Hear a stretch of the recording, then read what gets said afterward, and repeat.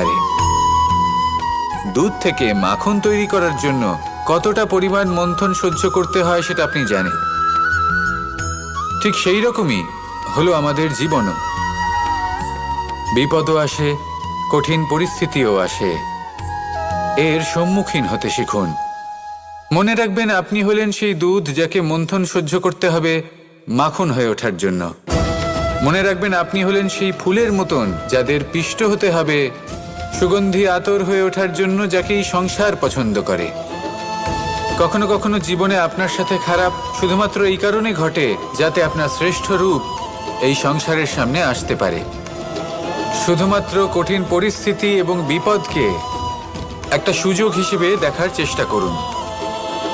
আপনার জন্য এই সংসার বদলে যাবে, সংসারকে দেখার দৃষ্টিভঙ্গি পাল্টে যাবে, আপনার ভাগ্য পাল্টে যাবে, আর এই মন প্রসন্ন হয়ে বলবে রাধা